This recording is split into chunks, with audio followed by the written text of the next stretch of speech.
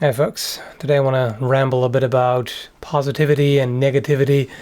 Everybody's personality gravitates more toward one or the other. There's optimists and pessimists, and then there's people who call themselves realists, which is purely fictitious. We are not very good at really seeing reality in its full complexity, and we've all got our irrational streaks and biases and all of that. I've talked about that before. But I know that I personally lean a lot more toward negativity, unfortunately. It's not a deliberate choice, it's something that I try to overcome as much as I can because it's not, I mean, it can be helpful in some ways, in some circumstances, but it can also be a detriment. Now, one example is in videos,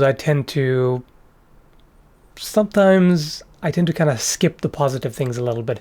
Like, for example, the video I made about Dragon Ball, just recently.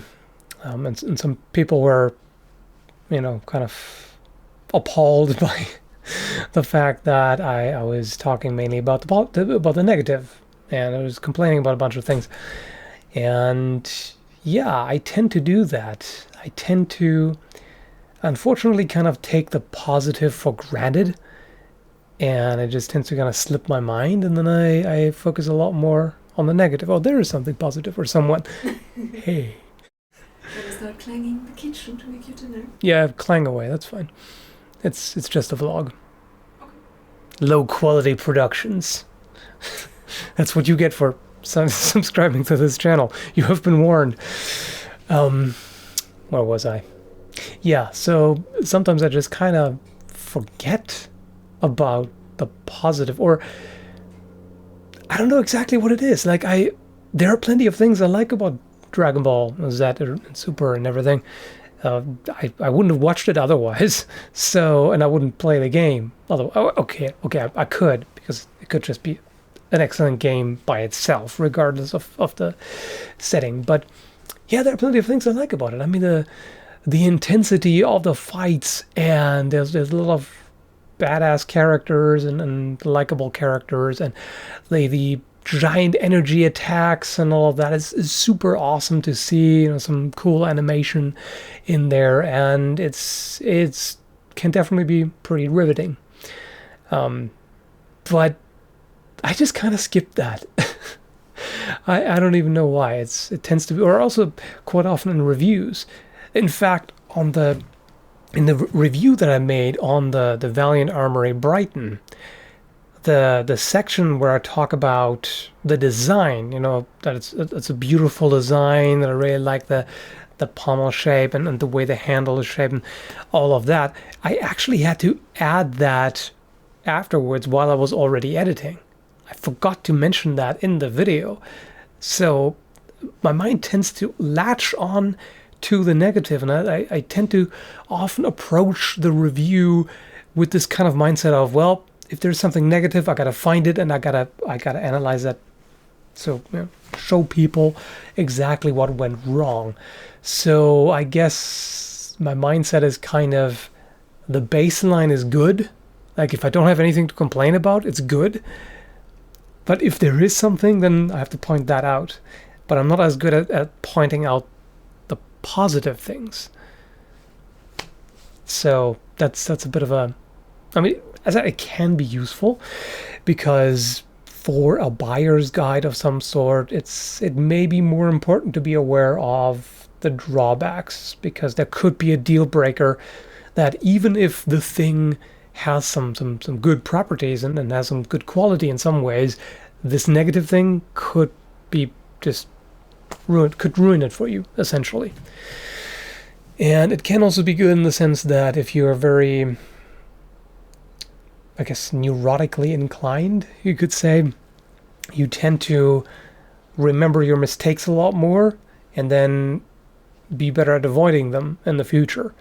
Like, if I've made an annoying mistake, then this kind of burrs itself into my mind, and I'm just less likely to repeat that, because then I'm paranoid about, oh right, this thing, I gotta absolutely avoid doing that again, which can be useful, but it can also cause problems, because aside from appearing too negative and giving people possibly the wrong impression of something, if you focus too much on, oh yeah, I'm just going to talk about all the negative and I'm not going to point out the positive as much, people get the wrong impression of a thing and they may say, oh, this is garbage. The entire video was talking just about how bad it is. This is bad. This is crap. Even though it's actually a good product that just happens to have a flaw that I've spent too much time on, that kind of thing. And also, it can cause problems with self-image and self-esteem and all that, because you always over-analyzing all the negative things. Every time you fucked up, you say, oh, yep, I gotta latch onto this, and this is now my main focus. Whereas somebody else tells me, oh, this thing you did, this is really cool, I liked it, and you're really good at this or that, and I kind of brush it off and say, yeah, whatever, but what do I suck at? This is it could be a productive mindset in a more moderate way. In my case, I overdo it. So, and I would definitely suggest that if you are one of those people, try not to fall into the trap of thinking that you're objective.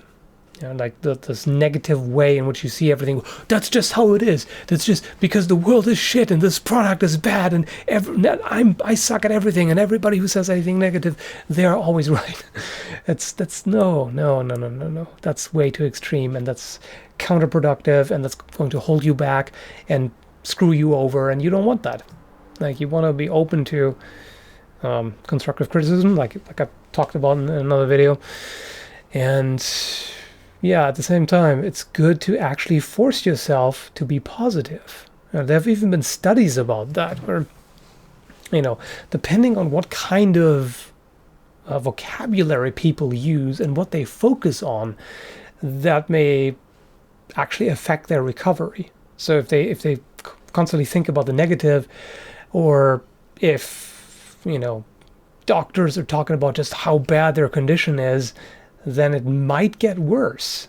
Whereas if they continue to focus on, yeah, I'm going to get better, I'm going to feel better, in fact, I'm already feeling better, the kind of fake it till you make it sort of thing, which can be bad, of course, if you overdo it, just like anything. But it can be helpful to really deliberately take a step back and be like, no, I'm going to focus on the positive now. I'm going to look for the positive. If I don't find it right away, I'm going to keep digging. And if I still don't find anything, I'll make it up and stick to it until it is that way. That can be very helpful. If you have any kind of goal and you're constantly focusing on, no, I'm not getting there, and this is still bad, and no, it's too challenging, whatever, it's going to sabotage you. Whereas if you focus on, oh yeah, I made a bit of an improvement. It's not as much of an improvement as I would have liked, but screw that. It's an improvement. I'm going to focus on this. Let's go. Yeah, that's about all I've got. I just want to blabber on a little bit about that. Hope you liked it. Have a good one.